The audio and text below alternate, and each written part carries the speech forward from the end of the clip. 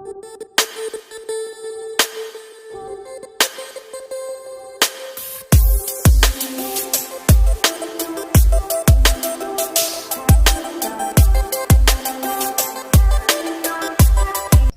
Everyone.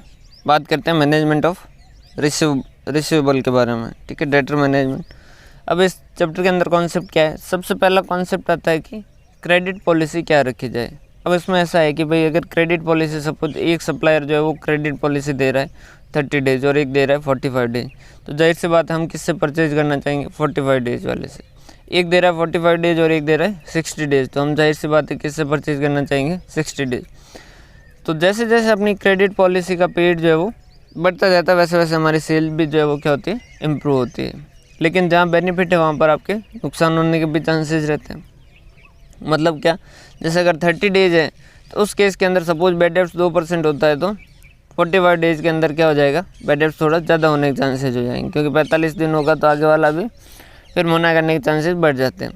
फिर 60 days होगा तो बैड डेब्ट्स के चांसेस और बढ़ जाएंगे। समझ आ रही बात? ठीक है सर, कि कुछ बेनिफिट हुआ कि भाई सेल है जो बढ़ी और उसकी वजह से बैड डेब्ट्स बढ़ सकता है। और क्या हो सकता है? और ये हो सकता है कि भाई देखो, अगर आपकी क्रेडिट पॉलिसी 30 डेज है तो उस केस के अंदर क्या हो जाएगा? पैसा कब मिल जाएगा? 30th डे पे पैसा मिल जाएगा। तो आपका पैसा ब्लॉक कितने दिन के लिए होगा? 30 डेज के लिए होगा। अगर आपकी क्रेडिट पॉलिसी जो है वो कितने दिन की है? 60 डेज़ की, तो उस केस के अंदर पैसा कितने टाइम के लिए ब्लॉक होगा? 60 डेज़ के लिए। अगर क्रेडिट पॉलिसी 90 डेज़ की रखोगे तो पैसा कितने टाइम के लिए ब्लॉक होगा? 90 डेज़ की। अब यहाँ पर जो है एफएम तो ये मानता है कि भाई पैसा के टाइम के साथ वैल्यू चेंज होती है, तो ये कहते हैं कि भाई अगर 30 डेज है तो उस केस के अंदर आपको क्या करना होगा? ये पैसा 30th डे पे मिल रहा है और 60 डेज क्रेडिट पॉलिसी में पैसा कब मिल रहा है? 60th डे पे मिल रहा है, तो इन दोनों का कंपैरिजन कर ही नहीं सकते। तो हमने कहा कि तो फिर कंपैरिजन कैसे करें? तो उन्होंने कहा या तो क्या करो, इन सारों को प्रेजेंट वैल्यू ले आओ। हमने कहा ठीक है, ये भी कर सकते हैं। हमने कहा और कोई ऑप्शन? प्रेजेंट वैल्यू कैलकुलेट करना थोड़ा मुश्किल हो जाएगा सारों का। तो उन्होंने कहा कि एक काम करो, जितना आपका पैसा लग रहा है उसका 30th डे यूँ मानो कि पैसा आपने कहीं से उधार लिया है। नॉर्मली यही मानते हैं कि हम जब भी एफएम के अंदर हम ये मानते हैं कि हम एफएम की एक दो एजम्पशन है, दोनों एजम्पशन समझिएगा। एक तो पहला ये कि हमारे पास कुछ भी नहीं है, हम जो भी पैसा लेके आ रहे हैं उधार लेके आ रहे हैं। और दूसरी एजम्पशन ये कि हमारे पास पैसों की कोई लिमिटेशन नहीं है, हम चाहे जितना ले सकते हैं लेकिन लेंगे उधार, अपने पास कुछ भी नहीं। ऐसा करने से क्या हो जाता है कि जब भी हम फंड वगैरह कुछ भी यूज़ करते हैं तो हम ये मानते हैं कि उसके ऊपर कुछ क्या हो रही है? कुछ कॉस्ट लग रही है। क्लियर है? तो उन्होंने कहा कि एक काम कर दीजिए, 30th डे में अगर क्रेडिट पॉलिसी 30th डे है तो वहाँ 30 डेज है तो उस केस के अंदर 30 डेज का इंटरेस्ट का कंपोनेंट लिख दीजिए कि 30 डेज में इंटरेस्ट कितना लग रहा है, और 60 डेज वाले के अंदर कॉस्ट में 60 डेज का इंटरेस्ट का कंपोनेंट लिख दें। हमने कहा ठीक है। फिर उन्होंने कहा कि आप कॉस्ट और बेनिफिट एनालिसिस कर दीजिए। हमने कहा वो क्या होता है? उन्होंने कहा कि हर एक डिसीजन की वजह से कुछ कॉस्ट लगती है और कुछ उसके बेनिफिट होते हैं। आप पता करो, अगर कॉस्ट से ज़्यादा बेनिफिट है तो उस केस के अंदर उसको सेलेक्ट करो।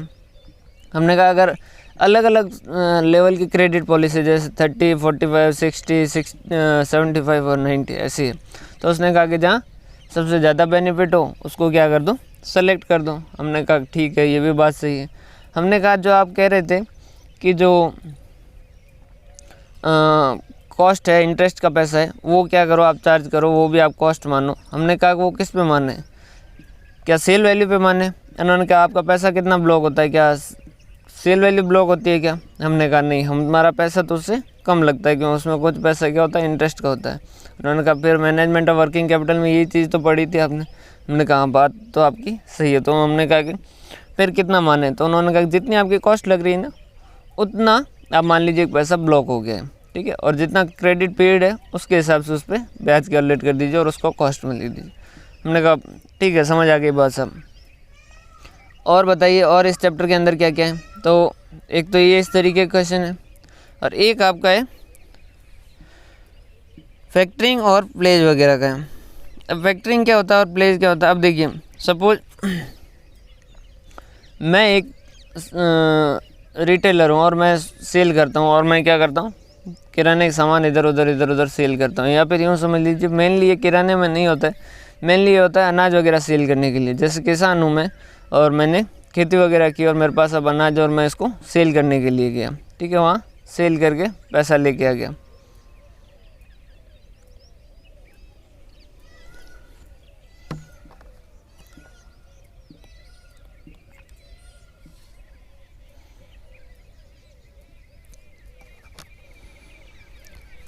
इसके अंदर और क्या कॉन्सेप्ट है, तो और इसके अंदर कॉन्सेप्ट है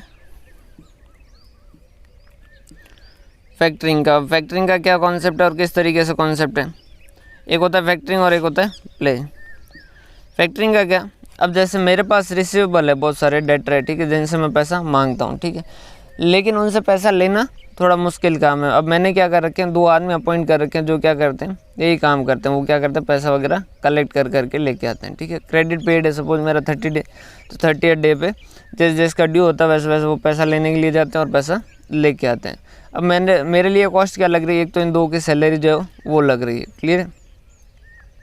उसके अलावा फिर वो लेने जाते हैं तो वो फिर आगे भी खिसका देते हैं, बैड डेट्स भी हो जाता है, इस तरीके से बहुत सारी दिक्कतें हैं। अब उस वजह से वो मैं उस प्रॉब्लम पे ध्यान दे पा रहा हूँ, उस वजह से मैं मेरे बिज़नेस पे सही से ध्यान नहीं दे पा रहा हूँ। अब मेरी शॉप पे एक आदमी आया, उसने कहा कि भाई साहब क्या आप भी है परेशान अपने रिसीवेबल से। हमने कहा जी हाँ। तो उसने कहा कि ले आइए आज अपने घर पे ऑप्शन फैक्टरिंग का अपने शॉप पे। हमने कहा कि ये क्या है, तो उन्होंने कहा देखो इसमें ऐसा है कि हमारी फर्म आपके बिया पे आपके डेट से पैसा कलेक्ट करेगी और वो लाके आपको दे देगी। हमने कहा इससे क्या फ़ायदा होगा, उन्होंने कहा इससे फ़ायदा ये होगा कि आप है जो अपना पूरा ध्यान किस पे दे पाएंगे, बिज़नेस पे ध्यान दे पाएंगे। हमने कहा ठीक है। हमने कहा और क्या फ़ायदा, उन्होंने कहा कि हम क्या कर सकते हैं, आपको जो उनका पैसा है वो हम क्या कर सकते हैं, आपको अपफ्रंट दे सकते हैं। मतलब हमने कहा मतलब बताइए। उन्होंने कहा सपोज आपका डेटर का बैलेंस है 30th लेंगे, तो ये 30 दिन की क्रेडिट पॉलिसी है, तो पैसा कब मिलेगा, 30वें दिन मिलेगा। हम इसमें से कुछ पैसा रोक के रखेंगे, सपोज 10% या 15%, बाकी का पैसा हम क्या कर देंगे, आपको अपफ्रंट दे दें। हमने कहा इस उदारता का कोई कारण, तो उन्होंने कहा नहीं उदारता कुछ भी नहीं, इस पर हम क्या करेंगे, ब्याज भी लेंगे। हमने कहा ठीक है ब्याज लोगे और ये एक तो ब्याज लोगे, इसके अलावा और कोई कॉस्ट नहीं लोगे। उन्होंने कहा ब्याज तो हम जब आपको पैसा अपफ्रंट दे रहे हैं उसके लिए। हमने कहा फिर और क्या कॉस्ट, उन्होंने कहा कि हम आपके बिहाफ पे ये सारी काम करेंगे, उनसे पैसा कलेक्ट करेंगे, उसके लिए हम क्या करेंगे, कमीशन लेंगे। हमने कहा ठीक है, मतलब आप हमसे 2 कॉस्ट लोगे, एक तो कमीशन का लोगे पैसा और एक इंटरेस्ट का लोगे। उन्होंने कहा हाँ जी। अब हमने कहा कि हम आपको कल बताते हैं। अब अपन सोच रहे हैं कि भाई देखो अगर इसको रखा तो अपने 2 तरीके से कॉस्ट लगेगी, एक तो वो कमीशन लेके जाएगा और एक 2 तरीके की तो कॉस्ट लगेगी, एक तो इंटरेस्ट देंगे और एक उसको कमीशन देंगे। अब बेनिफिट क्या क्या होगा, बेनिफिट ये होगा कि वो जो 2 एम्प्लॉई है जिनको हमने रख रखा है कि पैसों को कलेक्ट करने के लिए, तो अब उनको चाहे तो अपन वहाँ से हटा सकते हैं, चाहे तो अपन उसको कहीं और काम में लगा सकते हैं। मतलब वो उनको जो पे कर रहे थे सैलरी वो फ़ायदा हो जाएगा। फिर हमने कहा और क्या फ़ायदा होगा, मतलब एक तो ये हो गया कि उसके एडमिनिस्ट्रेशन से रिलेटेड कॉस्ट कम हो गई, और क्या फ़ायदा होगा, और ये होगा कि उन्होंने वो जो फैक्टरिंग के लिए ऑप्शन देने आया था उसने क्या कहा था कि अगर आपका बैड डेट्स होगा तो भी वो हमारी जिम्मेदारी होगी, आपको हम पैसा पूरा देंगे। तो पहले बैड डेट्स हो रहा था, अब वो बैड डेट्स नहीं होगा, तो उस केस के अंदर ये भी फ़ायदा होगा। तो हमें 2 बेनिफिट हो रहे हैं, 2 कॉस्ट लग रही है। अगर बेनिफिट ज़्यादा हो रहा है तो उस केस के अंदर क्या करेंगे, हम सेलेक्ट कर लेंगे। अगर बेनिफिट कम हो रहा है और कॉस्ट ज़्यादा लग रही है तो उस केस के अंदर हम मना कर देंगे। तो ये एक थर्ड ऑप्शन आपका सेकंड टाइप का क्वेश्चन आता है फैक्टरिंग। तो फैक्टरिंग क्या है, फैक्टरिंग एक ऐसा कॉन्ट्रैक्ट है जिसके अंदर रिसीवेबल जो है वो किसी थर्ड पार्टी को देते हैं, अपने भी आप पे कोई रिसीवेबल है उनसे पैसा कलेक्ट करेगा और वो लाके क्या करेगा, हमें देगा, ठीक है। तो एक इससे रिलेटेड क्वेश्चन है और ये इस तरीके से क्वेश्चन है आपके।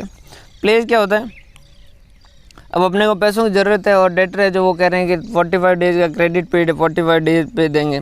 तो उस केस में हम क्या कर सकते हैं, हमारे जो डेटर है उनको क्या कर सकते हैं, गिरवी रख के बैंक को और हम पैसा ले सकते हैं। तो उसे हम क्या कहेंगे, प्लेज कहेंगे। एक वर्ड लिखा था 2/10 नेट ऑफ 30, इसका मतलब समझ लीजिए, इसका मतलब ये है कि 2% का डिस्काउंट मिलेगा अगर पेमेंट 10 दिन में करते हो तो, ठीक है, और 30 दिन में तो करना ही है। ये कई बार इसके चैप्टर के अंदर देखने को मिलेगा। 2/10 नेट ऑफ 30 मतलब क्या है कि ये जो है वो क्या होता है, डिस्काउंट होता है, इतने दिनों में देते हो तो नेट 30 मतलब कि उतने दिनों में तो आपको देना ही है। आइए इसके क्वेश्चन पे।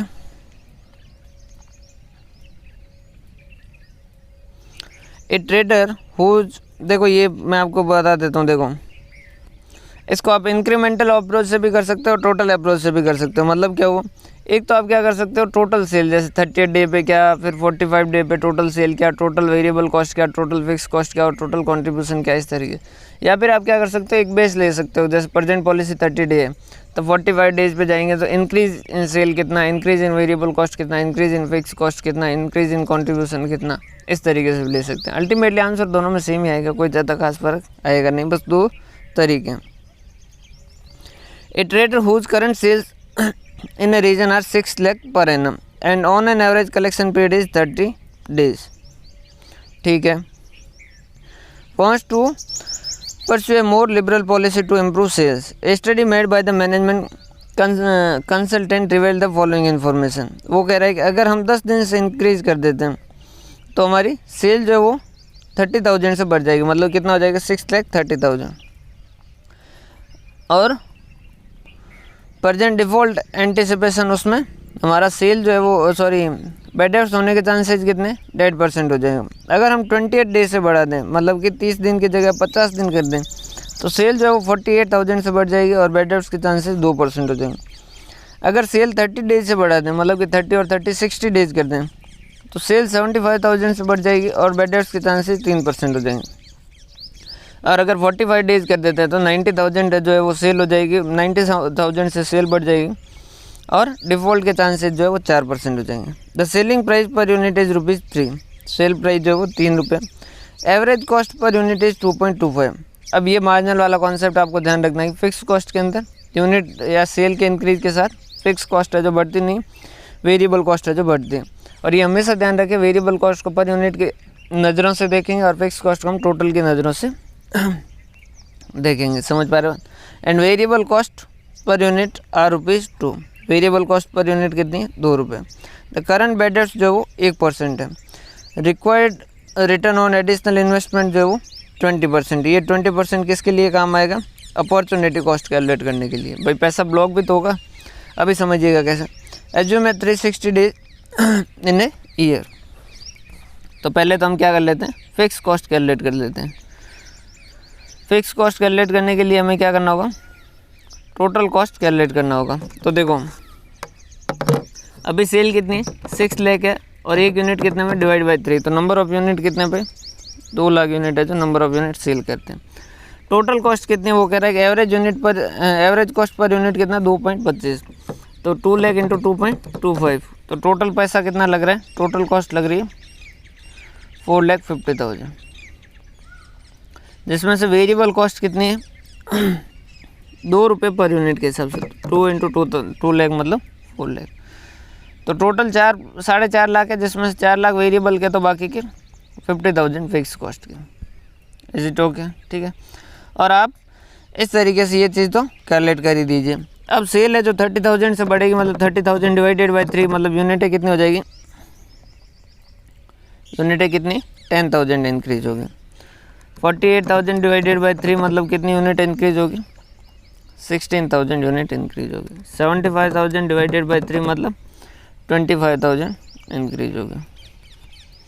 90,000 डिवाइडेड बाई 3 मतलब 30,000 यूनिट जो है वो इंक्रीज होगी। क्लियर है। अब देखो प्रेजेंट पॉलिसी क्या है, प्रेजेंट पॉलिसी जो है वो 38 डेज है, तो हम क्या करेंगे, सबसे पहले तो कहेंगे कि क्रेडिट सेल, यहाँ पर ऊपर यूनिट भी लिख दीजिएगा ताकि आपको और आसानी हो जाए, ठीक है। और उसके बाद में अगर कोई भी ऐसा पार्ट है जो आप कैलकुलेशन का हिस्सा नहीं मानते हो तो वहाँ पर डबल लाइन कर दीजिएगा। तो यूनिट यहाँ कितनी 2 लाख है, यहाँ कितनी हो जाएगी 10,000 से बढ़ जाएगी तो 2,10,000, 2,16,000, यहाँ कितना 2,25,000 एंड यहाँ कितना 2,30,000, ठीक है। क्रेडिट सेल 6 लाख, 30,000, 630, 648, 675 और 690। अब इसमें से क्या करेंगे, वेरिएबल कॉस्ट है जो लेस करेंगे। तो वेरिएबल कॉस्ट यहाँ कितनी लग रही, 2 लाख इंटू पर यूनिट कितना है 2, तो कितना हो गया 4 लाख। यहाँ कितना हो गया 2,10,000 इंटू 2 420, 216 से 4,32,000, 225, 450, डबल ही करना है, मल्टीप्लाई बाय 2, 230, 460। ठीक है, ये तो हो गया वेरिएबल कॉस्ट। और फिक्स कॉस्ट कितना हो जाएगा, 50,000 है। फिक्स कॉस्ट टोटल के अंदर चेंज होता है क्या सेल के साथ या प्रोडक्शन के साथ? नहीं, वो 50,000 का 50,000 ही रहेगा। ठीक है, तो ये जो है इनका टोटल कर दोगे, ठीक है, मतलब ये लेस कर दोगे तो आपको क्या हो जाएगा, प्रॉफिट आ जाएगा। कितना हो गया, 6 लाख माइनस 450 मतलब 1,50,000, 6,30,000 माइनस 420 माइनस 150, सॉरी माइनस 50,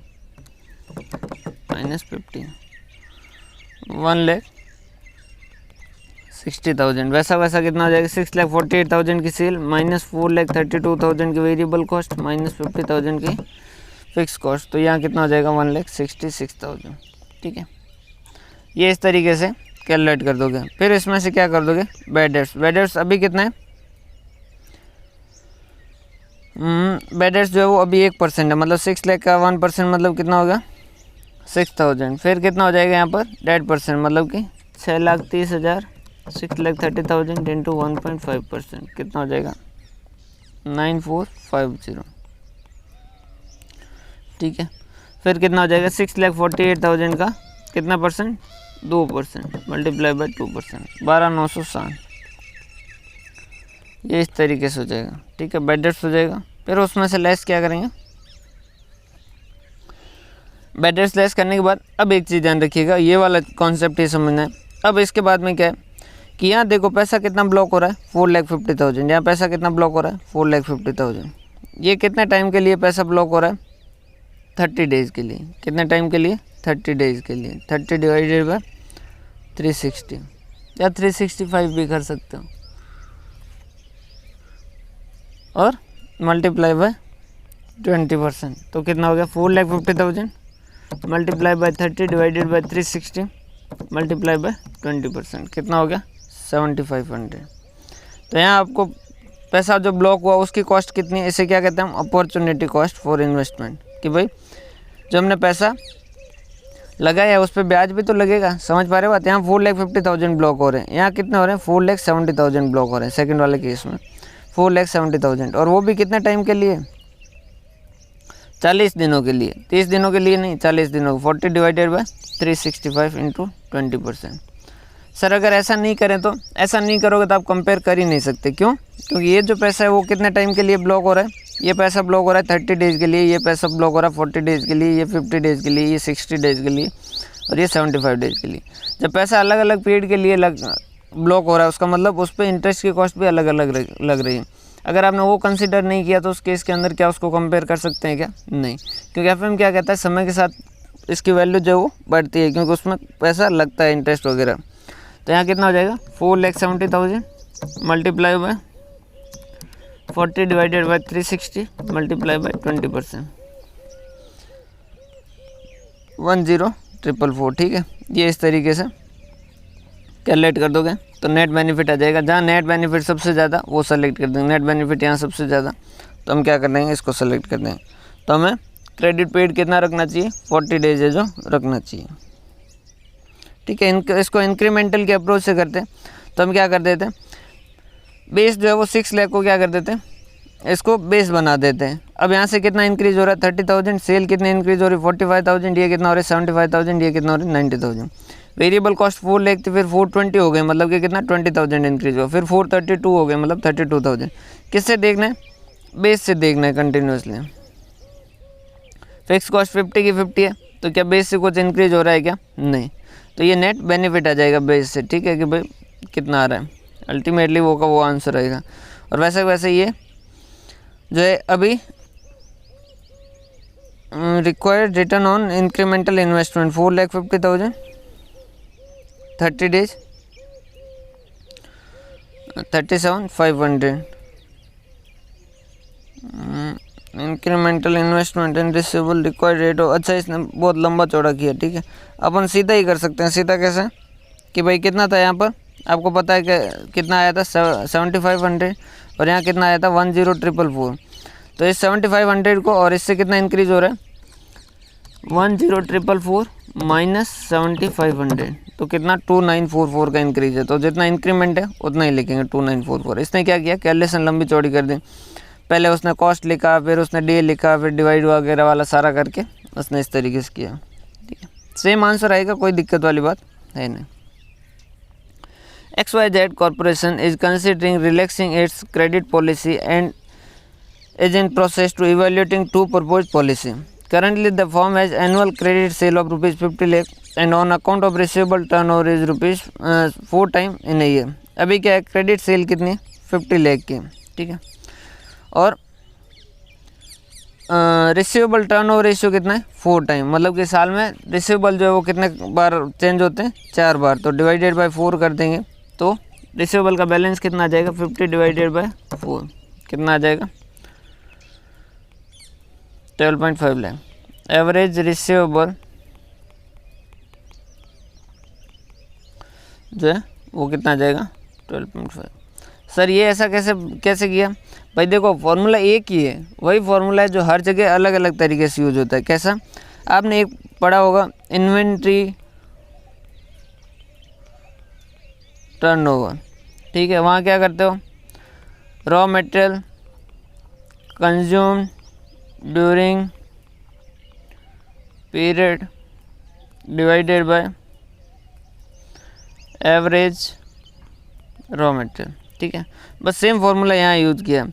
तो एवरेज रिसीवेबल कैसे कैलकुलेट करेंगे, रॉ मटेरियल कंज्यूम की जगह यहाँ क्या हो जाएगा टोटल क्रेडिट सेल और एवरेज ये इन्वेंटरी टर्नओवर इस साइड में आ जाएगा और एवरेज रॉ मटेरियल इस साइड आ जाएगा, मतलब डिवाइडेड बाय क्या कर दो इन्वेंटरी टर्नओवर कर दो तो आपको एवरेज रॉ मटेरियल मिल जाता है, डिवाइडेड बाय रिसीवेबल में डिवाइड बाय रिसीवेबल टर्नओवर कर दो तो एवरेज रिसीवेबल मिल जाएगा। The current level of loss due to bad debts is rupees 1,50,000. The firm is required to give a return of 25% on investment in new account receivable. वो कह रहा है कि हमें रिटर्न कितना चाहिए 25%, मतलब कॉस्ट जो कैलकुलेट करेंगे वो 25% के हिसाब से। The company's variable cost are 70% of selling price. Given the following information identify which option is better. आपको बताना है कि कौन सा ऑप्शन है जो बेटर है।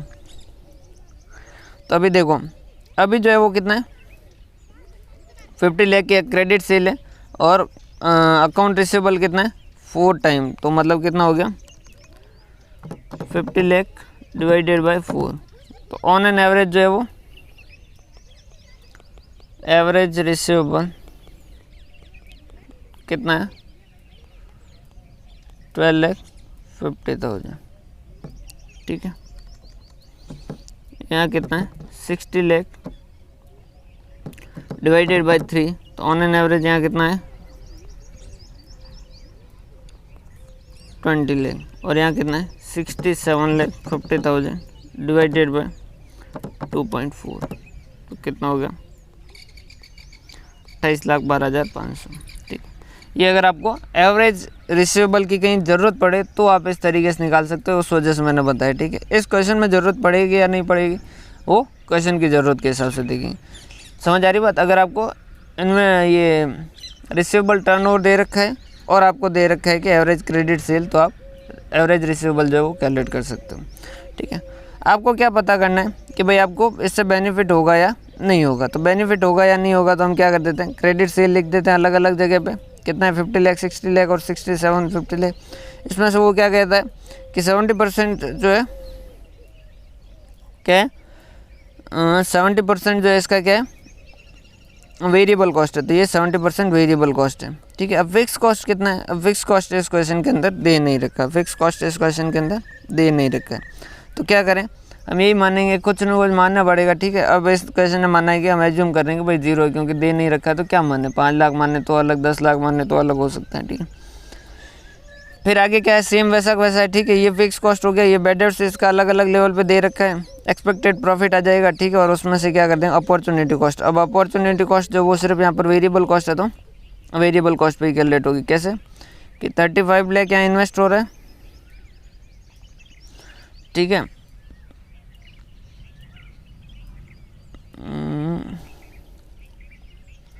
35 लाख कितने दिनों के लिए, प्रेजेंट पॉलिसी कितने दिनों के लिए भाई, अच्छा ये निकाला था। डेज कैसे कैलकुलेट करेंगे, 360 में 4 बार टर्नओवर जो है वो हो जाता है, मतलब कि एक बार जो है वो कितना टाइम लेता है, 90 डेज। यहाँ क्या है 360 डिवाइडेड बाय 3, तो यहाँ कितने दिन पे ऐसा ब्लॉक रहता है, 120 डेज। और यहाँ कितना है 360 डिवाइडेड बाय 2.4, कितना हो गया 150 डेज। सर क्या किया ये बताइए वापस एक बार। भाई देखो 360 दिन है, उसमें से 4 बार इन्वेंटरी टर्नओवर हो जाता है, मतलब कि सॉरी रिसीवेबल टर्नओवर हो जाता है, मतलब एक बार रिसीवेबल जो वो कितने बार टाइम में टर्नओवर होता है, कितने बार में चेंज होता है, कितने दिनों में, तो 90 डेज में। मतलब ऑन एन एवरेज हमारा जो रिसीवेबल है उनका पैसा कितने टाइम तक के लिए ब्लॉक रहता है, 90 डेज़ के लिए। तो अब क्या कर देंगे, multiply by 90 divided by 360 multiply by 25%, तो ये हो गया 35 lakh. 35 lakh multiply by 90 divided by 360 multiply by 25%, 2,18,750। वैसा वैसे यहाँ क्या कर दोगे, 42 lakh multiply by second time में कितना ऑप्शन, कितने दिनों के लिए, 120 डेज के लिए, 120 डिवाइडेड बाय 360 मल्टीप्लाई बाय 20%। समझ पा रहे हो बात, ठीक है। तो इस तरीके से आप जो कैलकुलेट कर दो। ये यहाँ पर 2 बातें आपको समझने लगेगा। अगर एवरेज रिसीवेबल निकालना हो तो कैसे निकाल सकते हो, और अगर आपको डेज निकालना है तो कैसे निकालोगे। समझ आ रही बात, क्लियर है भाई। इनको आपस में कोरिलेट करोगे अगर तो फॉर्मूले जो है वो सारे एक जैसे ही है, ठीक है। आज अपन ये देख लेंगे चैप्टर, और उसके बाद में रिस्क जो है कैपिटल बजटिंग रिस्क जो है वो चैप्टर देख लेंगे, और एक और आपका बच्चे का डिविडेंड डिसीजन वो भी देख लेंगे, वो भी इजी टॉपिक है तीनों। फिर कल जो है हम रेशियो के सारे फॉर्मूले जो डिस्कस कर लेंगे, फिर उसके जो क्वेश्चन है वो हम काफ़ी टाइम बाद करेंगे। कब करेंगे, काफ़ी टाइम बाद, मतलब जिस दिन आप रेशियो के सारे फॉर्मूले याद करके कमेंट के अंदर लिख दोगे कि हाँ सर हमने रेशियो के सारे फॉर्मूले याद कर लिए। याद मतलब रटना नहीं है, उसको समझना है। जैसे जिस दिन आपने सही तरीके से उसको समझ लिया, कुछ टाइम में उसको रिवाइज करना होगा ताकि आपको अच्छे से याद हो जाए। जब फॉर्मूले याद होंगे तब वो चैप्टर अपने आप से हो जाएगा, क्योंकि उस चैप्टर के अंदर और कुछ है नहीं फॉर्मूलों के अलावा। तो फॉर्मूले कल अपन उनको समझ लेंगे, फिर आपको उनको क्या करना है, अच्छे से रिकॉल करना है। A factoring firm has credit sale of 360 lakh and average collection period is 30 days. The financial controller estimate debtors losses around to 2% of credit sale. The firm spent 1,40,000 annually on debtor administration.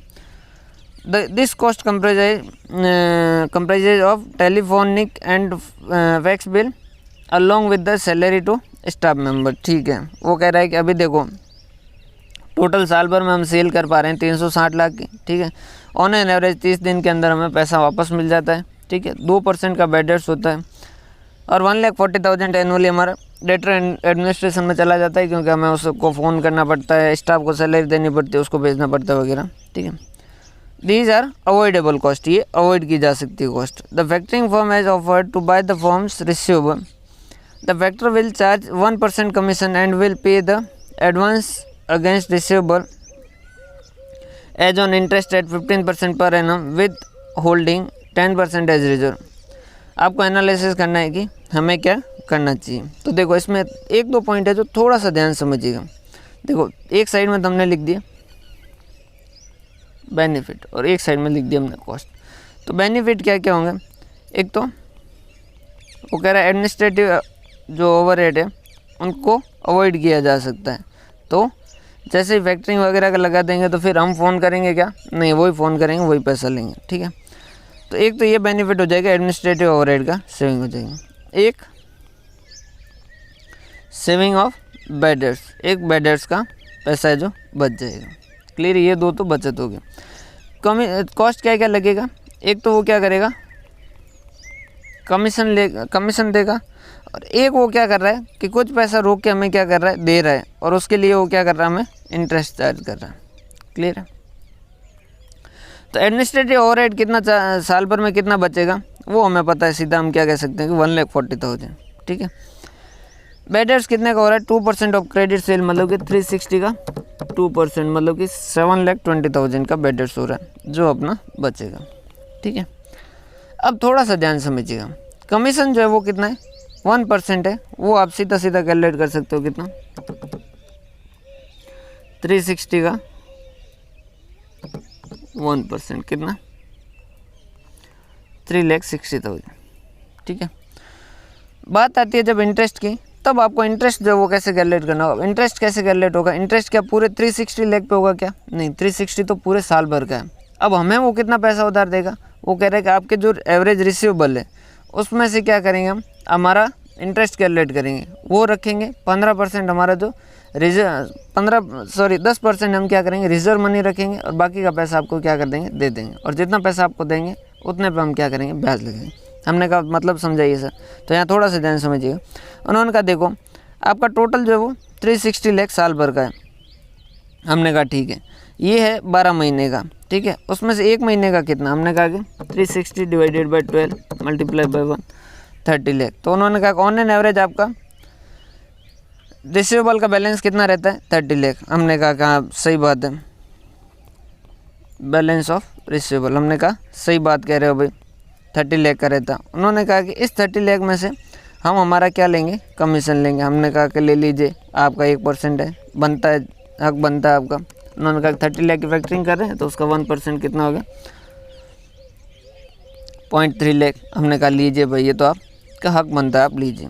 उन्होंने कहा फिर रुकिए, अभी हम उसमें से क्या करेंगे कुछ पैसा रिजर्व रखेंगे। हमने कहा कि रिजर्व कितना रखोगे, तो उन्होंने कहा कि 10% एज रिजर्व। हमने कहा रिजर्व क्यों रखोगे, उन्होंने कहा देखो आपके डेटर हैं, अब अगर उस केस के अंदर पैसा रियलाइज हो नहीं हो, कुछ ऐसी प्रॉब्लम हो जाए या फिर वो गुड्स रिटर्न कर दे, उस केस के अंदर आपका डेटर ख़त्म हो जाए, ठीक है, और हमने तो आपको आपके भरोसे पे ले लिया है, तो ऐसी कोई सिचुएशन हो जाए तो उस केस के अंदर 10% हम क्या करना चाहते हैं रिजर्व रखना चाहते हैं। हमने कहा ठीक है भाई, आप सही बात कह रहे हो, 10% रिजर्व रख दो। तो कितना हुआ 30 लाख का 3 लाख।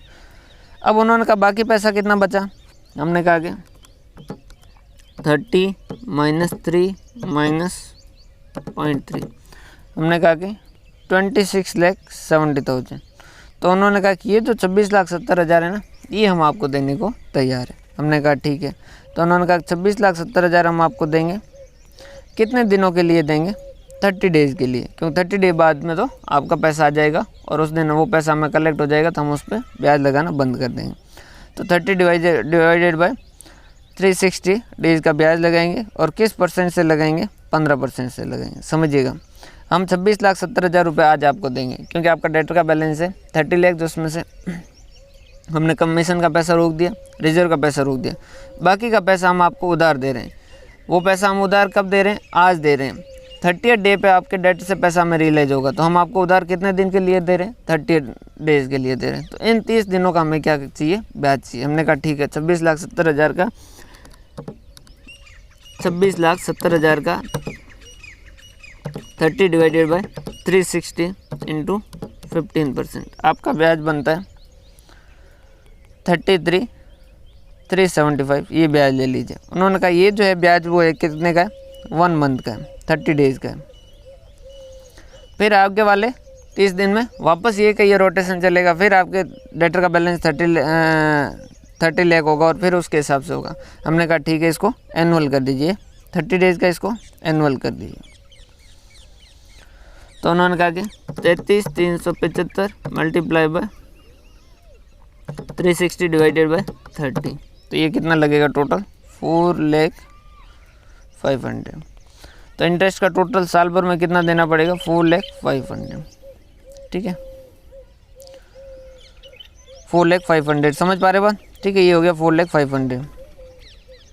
तो अब देखो दो तो कॉस्ट लग रही है कितनी 3,60,000 प्लस 4,00,500, तो कॉस्ट लग रही है आपकी इस फैक्टरिंग की वजह से 7,60,500, और बेनिफिट कितना हो रहा है 1,40,000 प्लस 7,20,000, कितना 8,60,000। तो नेट आपका बेनिफिट, नेट बेनिफिट हो रहा है क्या ना, नेट बेनिफिट ही हो रहा है। नेट बेनिफिट कितना हो रहा है 8,60,000 माइनस 7,60,500, तो नेट बेनिफिट 99,500 रुपये का नेट बेनिफिट हो रहा है। तो ये इस तरीके से कैलकुलेशन होगी। तो एडमिनिस्ट्रेटिव ओवरहेड आसानी से हो जाएगा, सेविंग इन बैड डेट्स आसानी से हो जाएगा, कमीशन आसानी से हो जाएगा। इंटरेस्ट जो वो आपको क्या करना पड़ेगा, इंटरेस्ट पूरी सेल पे नहीं कैलकुलेट कर सकते, इंटरेस्ट जो वो आपके रिसीवेबल कितने होंगे उस पर मिलेगा। तो उस केस के अंदर आपको पहले एवरेज रिसीवेबल कैलकुलेट करना होगा, उसमें से वो कमीशन का पैसा हटा देगा, वो रिजर्व का पैसा हटा देगा, बाकी का पैसा उसे आगे उधार देगा, और वो जितना उधार देगा उसमें से क्या कर देगा, अपना इंटरेस्ट है जो चार्ज कर लेगा। और कितने दिनों के लिए चार्ज करेगा, जितना दिन का उसका क्रेडिट पीरियड है उतने दिनों के लिए, क्योंकि उसके बाद में तो उसके डेट से पैसा रियलाइज हो जाएगा, तो फिर वो उधार बचाएगा। क्लियर है। फिर वापस उसको एनालाइज करना पड़ेगा। इस तरीके से इसके अंदर क्वेश्चन है। क्वेश्चन नंबर इलस्ट्रेशन 18, पता नहीं क्या नाम है।